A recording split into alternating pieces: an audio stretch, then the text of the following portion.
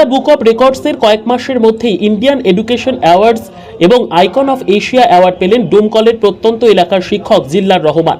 গত কয়েক মাস আগে ইন্ডিয়া বুক অফ রেকর্ডসে নাম উঠেছে এই শিক্ষকের, আর কয়েক মাস যেতে না যেতেই এই শিক্ষকের ঝুলিতে পরপর দুটো অ্যাওয়ার্ড, যা যাবে খুশি এবং আপ্লুত শিক্ষক জিল্লার রহমান। শুধু তিনি নন, তিনার এই সাফল্যে খুশি গোটা ডোমকলবাসী। জানা যায় মুর্শিদাবাদের ডোমকলের আমিনাবাদ প্রত্যন্ত এলাকার ছেলে জিল্লার রহমান। বর্তমানে তিনি রানীনগরের রামনগর হাই মাদ্রাসার শিক্ষক। দীর্ঘ 23 বছর শিক্ষকতার সাথে সাথে বই লিখে ইন্ডিয়া বুক অফ রেকর্ডসে তোলেন এই শিক্ষক। বড়দের পাশাপাশি ছোটদের জন্য বই লিখেছেন ফিনিক্স, যা ছোটদের ইংরেজি শিখতে অনেক সুবিধে করবে। বই লেখালেখিতেই মিলছে একাধিক অ্যাওয়ার্ডস। সম্প্রতি গত 12ই ডিসেম্বর রাজস্থানের জয়পুর থেকে ইন্ডিয়ান এডুকেশন অ্যাওয়ার্ড 2023 এসে পৌঁছয় শিক্ষক জিল্লার রহমানের বাড়িতে।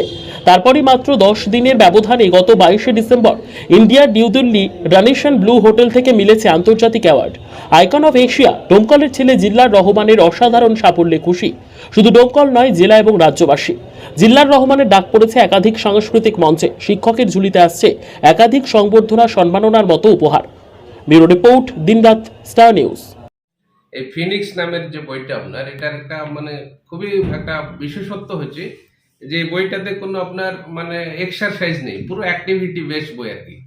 একদম প্রথম থেকে শেষ পর্যন্ত পুরো অ্যাক্টিভিটি ভিত্তিক এবং মানে ইন্ডাকটিভ মেথডে, মডার্ন সাইকোলজির যে ইন্ডাকটিভ মেথড, সেন্ট্রিক মেথড, সেটাকে বেশ করে বইটা লেখা হয়েছে এবং বাচ্চারা খুবই আনন্দ পাবে বইটা যদি সেভাবে তাদের সামনে উপস্থাপন করা যায়। যেমন একটা এক্সাম্পল দিচ্ছি আপনাদের, যেমন ধরেন ক্লাস 3 বা 4র্থ শ্রেণীর বাচ্চাদের আপনি একটা ইংরেজি শব্দ, একটা এক্সাম্পল দিচ্ছি আমি, হয়তো মানে একটা এক্সাম্পল দেওয়া হলো যে ভার্সেটাইল একটা শব্দ।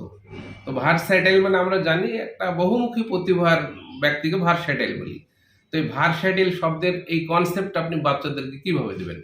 হ্যাঁ, বাচ্চাদের সেই লেভেল অফ ম্যাচুরিটি তো অতটাও মানে ডেভেলপ উন্নত নয়।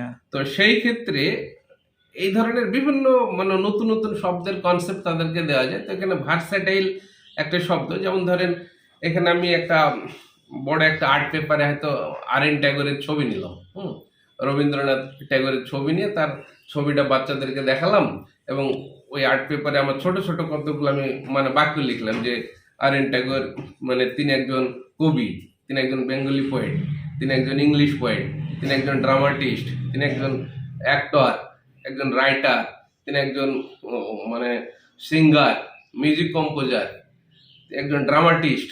এই ধরনের কথাগুলা মানে লিখে এই ছবিটা যদি বাচ্চাদের সামনে দেখে বলা যায় যে এই ধরনের গুণ বা এই ধরনের মানে গুণাবলী যে সমস্ত ব্যক্তির থাকে সে ব্যক্তিকে আমরা ভার্সেটাইল বলি। তা আর.এন. ট্যাগর হচ্ছে একজন ভার্সেটাইল। তাহলে ভার্সেটাইলের ধারণাটা দেখবেন বাচ্চাদের খুব সহজে ক্লিয়ার হয়ে যাবে।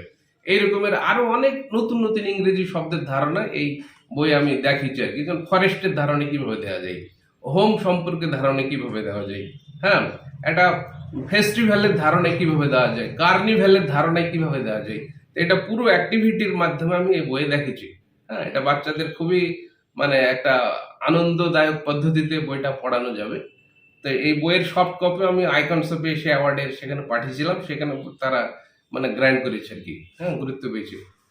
মানে আপনার কাছ থেকে আরো ডোমকলবাসী তথা গোটা দেশবাসী আরো ভালো ভালো বই উপহার পাবে বলে মনে করছেন আপনি? হ্যাঁ, আমি ভবিষ্যতে তো প্ল্যানিং আছে আমার, নতুন নতুন আরো বই লিখতে চাই এবং ছাত্রছাত্রীদেরকে উপহার দিতে চাই। কারণ মানে বই লেখা এটা একটা সৃষ্টিশীল কাজ, হ্যাঁ, ক্রিয়েটিভ ওয়ার্ক। আমি মনে করি ক্রিয়েটিভিটি মানুষের মানে সারা জীবন থেকে যায়। Man may come, man may go, but his arts or creation remain for ever. এটা তো আমি বিশ্বাস করি। ধন্যবাদ।